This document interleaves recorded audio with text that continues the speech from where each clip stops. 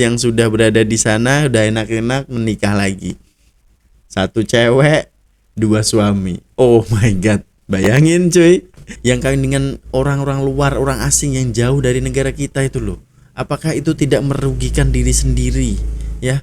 Kalau mempunyai anak, kalau nggak punya anak nggak masalah, enjoy aja. Tapi kalau udah ada anaknya, ngeri bos. Jadi harap pikir-pikir langkah sebelum berbuat guys ya. Dah banyak tau kes wanita Indonesia yang dinikahi tu sebenarnya masih ada suami di Indonesia. Saya tak kata semua ya. Sebab tu kalau nak kahwin dengan mereka ni, kena selidik secara terperinci supaya kita tak buat sesuatu yang bertentangan dengan agama dan undang-undang. Repost video ni supaya lebih ramai yang cakna berkenaan isu ini. Oke guys ya, assalamualaikum, salam sejahtera semuanya. Ada pekerja TKI yang masih bersuami di Indonesia berkahwin dengan rakyat Malaysia. Apakah iya guys? Coba kita play lagi selanjutnya ya.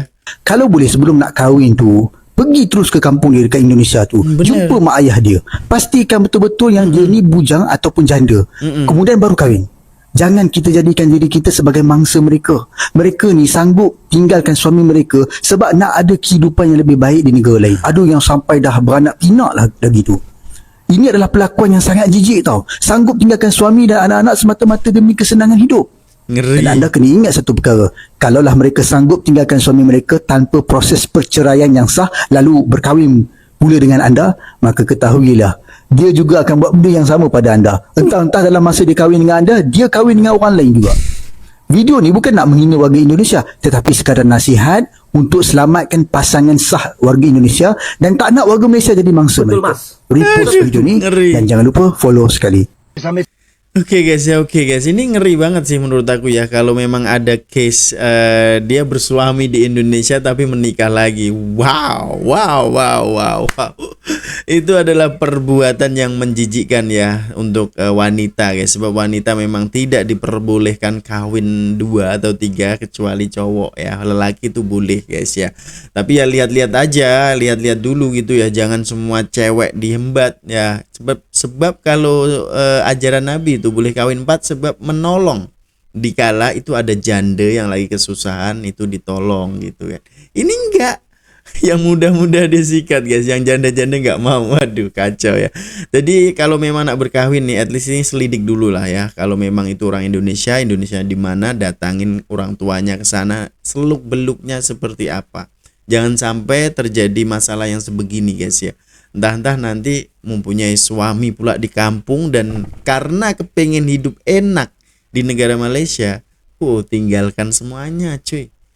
Ya aku tahu guys ya, kalau udah hidup enak nyaman di negara orang kemudian ada yang nak kawin dengan dia, terima je lah. Aduh parah itu guys ya. Lanjut. Sebenarnya saya buka lah TikTok, terbaca komennya.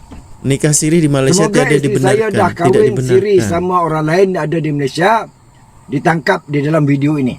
Lebih kurang macam itulah. Okey. Doa seorang suami yang dia dapat tahu ni, dia mungkin dah dapat tahu yang isterinya telah berkahwin lain di Malaysia walaupun dia masih berstatus isteri. Maknanya satu isteri dua suami. Bukan kaleng-kaleng. Aku nama budi-budi ni. Okey. Saya bukan nak menyentuh peribadi anda, tetapi saya nak memberi sokongan kepada anda dan sedikit komen kepada mereka yang warga asing, khususnya pada negeri Selat yang bekerja di Malaysia. Tapi sebelum tu saya nak menerang alam, nikah siri di Malaysia ini tidak dibenarkan sama sekali. Dengar. Okay, banyak sebab-sebab dia. Okey. Tapi banyak berlaku di negara jiran. Di Indonesia banyak. Di Thailand saya tak pernah dengar. Tak ada. Tapi di Indonesia banyak. Nikah siri, dipanggil nikah secara senyap-senyap. Pernikahan itu sah kalau dia masih lagi berstatus single, jomblo. Jomblo. Tapi yang ini pula dah ada suami tapi menikah lain, satu isteri dua suami. Gila itu. Kalau kita tengok secara khusus lah, bagi mereka menikah siri ini, apabila melahirkan anak, itu susah itu, nggak ada dokumen. Inilah yang membuatkan mereka akan susah. Betul. Nggak ada dokumen. Yang pertama, mereka tak boleh nak bawa pulang. kalau ikut immigration. Sebab tiada pengenalan. Itu sebab kalau mereka melalui jabatan agama, mereka diberikan surat, atau menikah dengan pendaftar perkahwinan, mereka akan diberikan surat mengatakan si Polan dengan si Polan telah menikah sekian bulan dan lahir anak. Itu sepatutnya berlaku. Benar. Sebab apa? Itu sebab kita kena fikir dulu sebelum kita nak buat sesuatu tindakan yang bodoh. Ya, jelas, benar. Yang kedua, banyak berlakunya nikah siri ini adalah daripada negara jiran sebelah selat. Bernikah dengan Bangladesh, Myanmar dan Pakistan. Kebanyakan main macam tu lah. Okey. Tapi Vietnam, Thailand tak mau. Filipina tak mau buat ni. Oh. Sebab mereka lebih mempunyai mencari duit untuk bagus ya. Tapi mereka ni mungkin dah lama tak balik, teringat kepada sesuatu barang. Yang pihak lelaki pula cuma mengambil kesempatan. Okey. Dia tak peduli dia ni ada isteri suami ke apa ke, dia tak benar Pak. Benar Pak. Kadang-kadang apa yang saya dengar lah, kesian tak kesiannya mereka ini dipergunakan oleh kepentingan mereka, digunakan untuk kepentingan lelaki. Ini masalah yang timbul. Betul. Kan? Jadi saya haraplah pada mereka yang berkeinginan nikah siri ini, fikir-fikirlah masak-masak. Betul. Walaupun dia berstatus janda. Setuju Pak Cik. Ataupun abang kata Indonesia kata jomblo. Kan? Fikir dulu. Kalau nak menikah, pastikan yang pasangan itu ada pasport, ada permit. Dan pasangan ini pula ada pasport, ada permit, pergilah jabatan agama atau pergi ke kedutaan masing-masing. Menikah. Itu baru betul. Mana bukan Islam, pergilah mendaftar di pusat pendaftaran sivil menikah. Kenapa? Untuk masa depan anak anda kalau lahir. Betul. Kalau tidak, menimbulkan masalah bagi diri anda sendiri. Saya bukan nak mengalah mereka menikah, tidak. Dan itu keinginan masing-masing. Betul Pak Cik. Tapi harus fikir lebih jauh. Tapi di Malaysia, rakyat Malaysia memang tak amalkan pernikahan siri. Adalah satu kesalahan. Sedangkan menikah di Thailand secara sah, ada surat, tapi balik Malaysia mereka tetap akan didenda. Betul. Walaupun dia rakyat Malaysia sama rakyat Malaysia menikah di Thailand. Betul. Tetap akan didenda apabila balik ke Malaysia. Dan itulah di Malaysia undang-undang kuat lah. Ni mereka jaga dengan cukup ketat. Betul. Aku setuju nih. Ini ada warga kita. Oke guys ya, ini aku setuju dengan Uncle nih guys ya, Pak Cik ini selalu komen ya, dan ini tuh ya kita akui guys ya, untuk pernikahan di Malaysia itu bukan mudah cuy. Ya bahkan nih yang nikah di Thailand aja ini mempunyai surat nih ya. Kan satu pasangan nih pergi ke Thailand ya, di selatan Thailand, dan di situ menikah dapat surat daripada Thailand, tapi setelah pulang dari Malaysia ya itu akan tetap disidang lagi dan dapat denda lagi. Nah, itu real, itu nyata guys, akan didenda di situ. Jadi ini adalah mengutamakan begitu kuatnya gitu loh. Tidak boleh diganggu gugat. Jadi harus disidang beberapa kali gitu, datang persidangan ya, harus ada peguam dan lain sebagainya, harus membayar denda semuanya. Baru nanti akan disahihkan, keluarlah akta nikah di Malaysia. Nah itu seperti itu guys ya. Ini kalau orang asing nih harusnya nih harus mempunyai dokumen yang lengkap, kemudian ke kedutaan masing-masing ya. Kalau Bangla ke kedutaan Bangla, Indonesia ke kedutaan Indonesia gitu, dan barulah boleh menikah. Tapi kalau nikah siri ya kita tahu cuy, di kongsi kalian nampak lah ya, aku nggak usah cerita guys ya. Sebab nikah siri nih ya, walinya bukan saudaranya pun kadang bisa kan dinikahkan di situ juga, ada makan-makan kecil dengan ada saksi, itu terjadi guys. Ini terjadi loh, ini bukan omong doang gitu loh ya. Pak Cik ini pun tahu keadaan sebenarnya seperti apa gitu loh ya.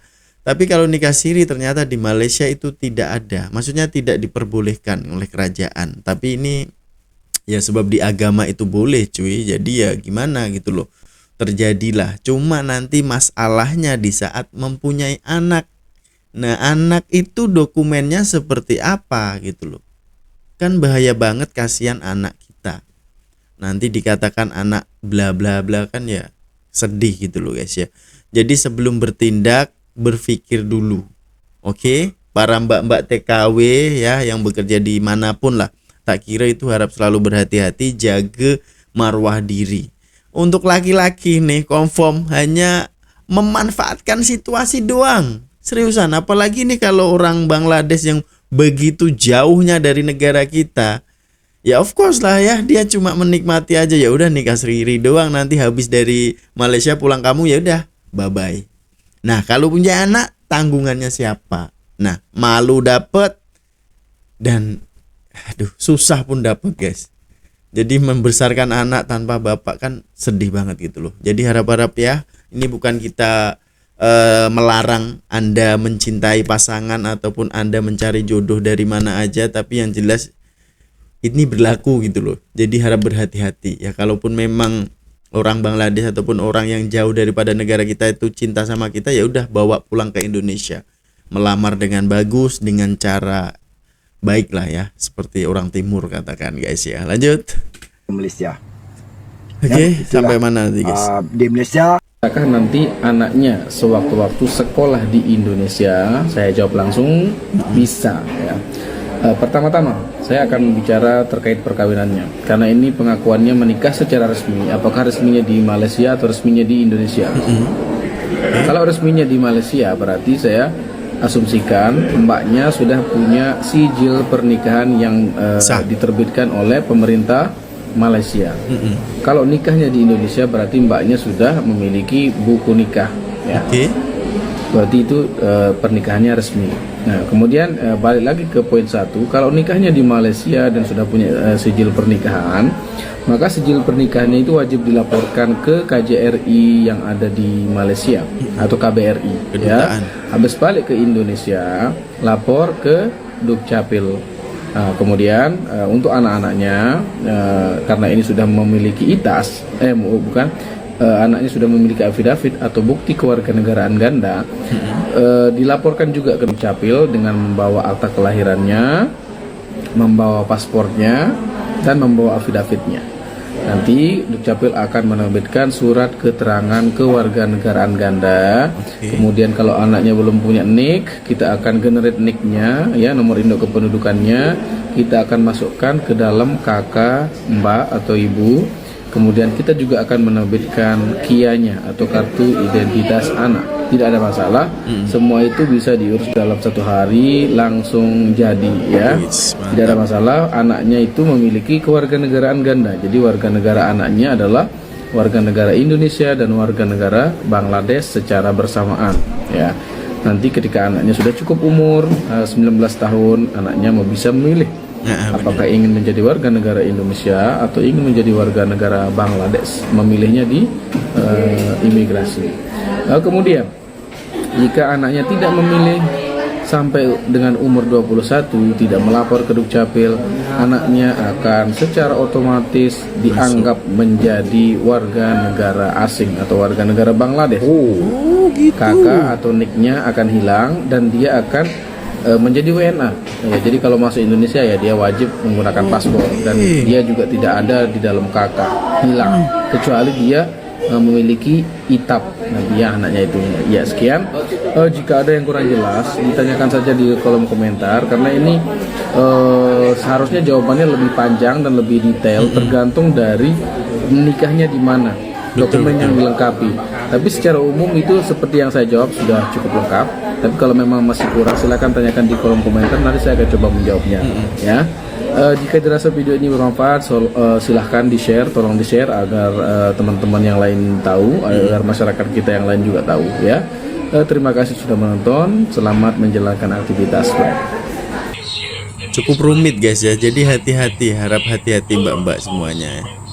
Dan itu kalau memang dengan Bangladesh lagi-lagi jauh pakai banget. visa turis mau bekerja di negara orang, ini tidak boleh ya. Visa turis bekerja di negara orang. Kalau visa turis itu untuk melancong, bukan untuk bekerja. Saya nggak tahu ya, ini dia betul-betul mau kerja atau cuman kunjungan mau datang sebagai turis. Jadi dia ini kena tendang daripada Australia, dan katanya menurut keterangan video itu banyak ya yang udah kena tendang daripada Australia. Ketat Jadi, loh di sana. Sama-sama mengingatkan, tolonglah ya, jangan sampailah orang Indonesia nih ya sampai nanti ke anak cucu kita Betul, Mbak. kita ini kena tipu terus sama calo-calo. Betul. Aduh, ngeri. Masuk ke negara orang pada nggak punya dokumen, pada nggak ada ngerti ngurus izin kerja yang betul. Masuk ke PT ikut pemerintah, cara pemerintah, ya. Nah, jadi dibuatin dokumen itu memang resmi dokumen dua-dua negara. Tolonglah. Nah, lihat tuh sekarang. Mana-mana negara itu aturannya sama, bukan cuma di Malaysia. Betul. Australia juga kayak gitu. Kalau kamu dicurigai sepertinya mau Ditolak bekerja, juga. kamu pasti ditendang balik. Ya, dan pastinya kamu udah bayar calo. Ya, bukan ikut PT, pastinya kamu udah bayar Dibohongin calo ya. untuk itu. Rugi di kamu, ya, rugi waktu, rugi duit. Terus kalau kamu berjaya masuk ke negara orang pakai visa turis dan kerja, pastinya ada sanksi-sanksinya. Betul. Dan bisa dipenjara kalau kamu pakai ngeri. visa turis kerja. Ngeri.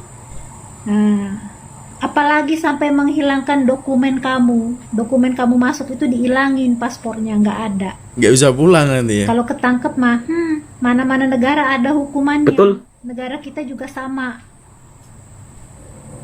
Ada juga negara yang nggak cuman dideportasi. Nah, kamu dapat masuk penjara berapa tahun baru dideportasi. Ada juga yang kayak gitu peraturannya. Ngeri cuy.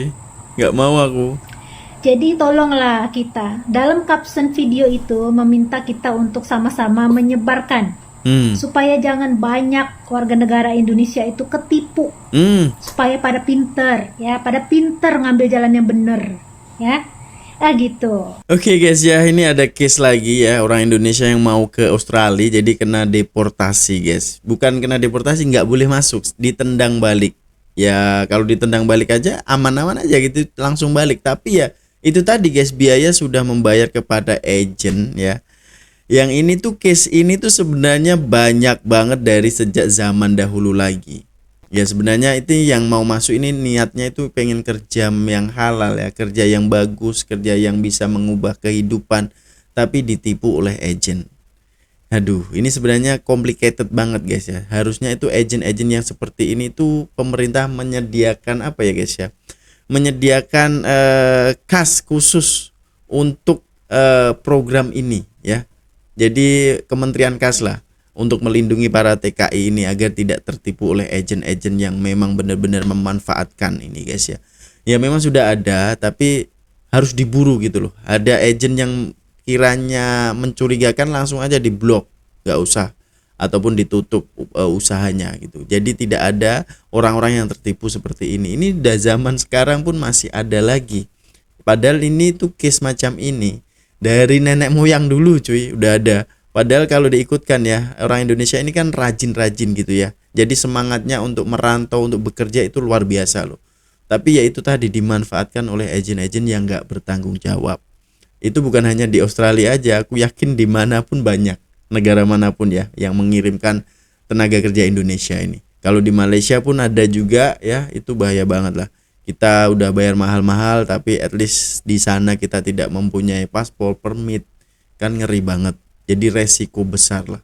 Untung-untung kalau dideportasi aja langsung pulang ya nggak masalah. Tapi kalau udah masuk jail kan sedih gitu loh guys ya. Ini case yang macam ini. Belum lagi case yang sudah berada di sana, udah enak-enak menikah lagi. Satu cewek, dua suami. Oh my god, bayangin cuy. Bayangin ya. Aduh, ada aja lah. Intinya ya itu tadi guys ya, memang Indonesia ini negara besar, luas dan rakyatnya banyak dan memerlukan pekerjaan, jadi sanggup untuk pergi keluar negara untuk mencari nafkah. Tapi yang jelas kita salut kepada para mbak-mbak TKI, TKW yang benar-benar kerjanya dengan cara yang betul, masuk dengan cara yang sah dan bekerja dengan baik di negara orang. Saya salut and respect. Tapi ya itu tadi, ada juga segelintir yang di Malaysia udah enak nih, aku kawin lagi biar gak usah pulang. Nah biar ada yang apa ya guys ya, boleh katakan menghidupi di Malaysia, kawin aja deh. Nah itu masalahnya guys, itu yang kita tidak respect. Dan satu lagi nih, yang kawin dengan orang-orang luar, orang asing yang jauh dari negara kita itu loh, apakah itu tidak merugikan diri sendiri ya? Kalau mempunyai anak, kalau nggak punya anak nggak masalah, enjoy aja. Tapi kalau udah ada anaknya, ngeri bos. Jadi harap pikir-pikir langkah sebelum berbuat guys ya. Jadi tinggalkan komen yang terbaik Anda. Mungkin sekian dulu untuk perkongsian kali ini. Jumpa di video selanjutnya. Assalamualaikum warahmatullahi wabarakatuh. Peace, love, and respect from Indonesia. Bye-bye.